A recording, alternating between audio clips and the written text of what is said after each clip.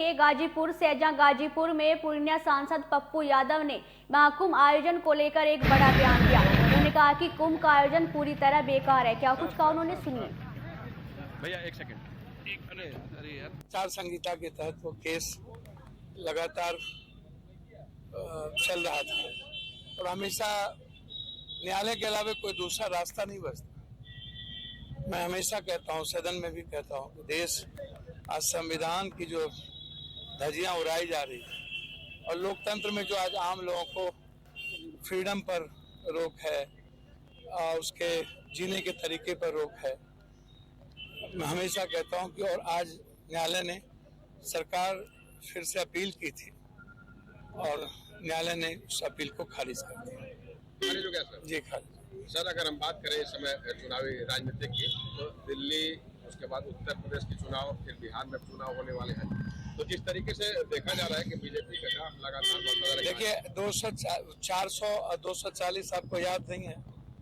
BJP अभी चंद्रबाबू नायडू और नीतीश कुमार के बैसाखी के सहारे चल रही। नीतीश कुमार को कितना गाली बीजेपी दी थी, और नीतीश कुमार और बीजेपी का तो बेमौसम शादी है। दोनों की विचारधारा कभी नहीं मिलती और नीतीश कुमार को भी निपटाएंगे नहीं।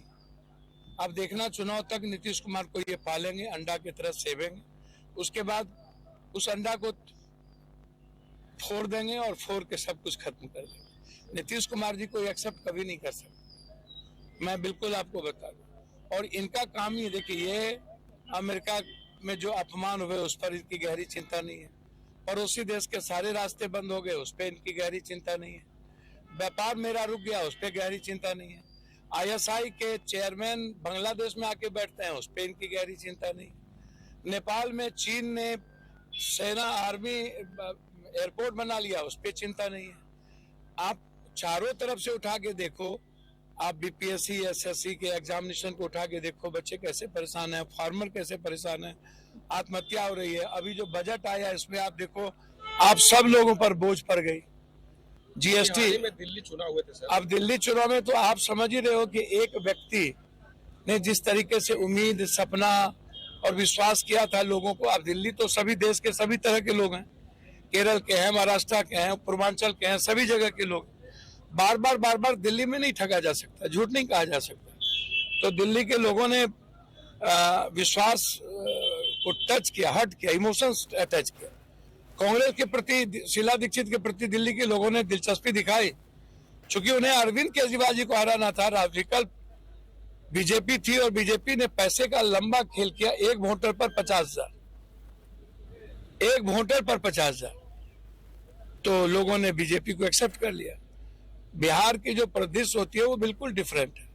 बिहार में तो पेट में बच्चा है उसको भी राजनीति आती है, भैंस पर बैठता है उसको भी राजनीति आती है। वहां तो चूंकि आप जानते हैं बिहार की जो राजनीति है वो बिल्कुल, बिहार यूपी की राजनीति बिल्कुल डिफरेंट है।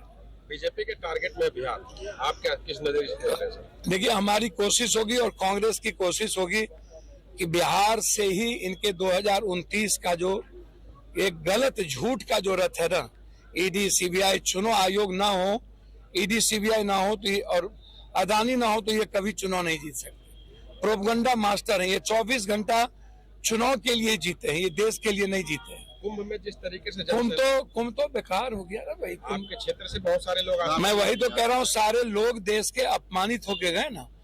कहीं भी माँ बहनों को बाथरूम के लिए जगह नहीं है, खाने के लिए जगह नहीं है, तेल नहीं मिल रहा है, स्टेशन पर 10 दिन से बैठे हुए हैं। आप संख्या बता रहे हैं इतने लोग आए, कितने लोग मरे इसकी संख्या तो आप बता नहीं रहे। क्या अव्यवस्था है। अब बाबा लोग कहते हैं, विपक्ष बाबा लोग कहते हैं, बाबा लोगों को तो यहाँ आना ही नहीं चाहिए। ये तो आम आदमी, कुंभ के लिए गरीब आदमी है जो इस पर आस्था पर भरोसा है। ये लोग मार्केटिंग करते हैं, कुंभ की मार्केटिंग नहीं होनी चाहिए। और हमें लगता है कि दिल्ली के लोगों ने हमारे मुख्यमंत्री योगी आदित्यनाथ जी को किनारा और सेट करने के लिए कुंभ में इतनी व्यवस्था कर दी, जो मैं समझता हूँ दिल्ली और उत्तर प्रदेश के बीच में कोई बनाव तो है नहीं। वो चाहते हैं कि उत्तर प्रदेश का कुर्सी जाए,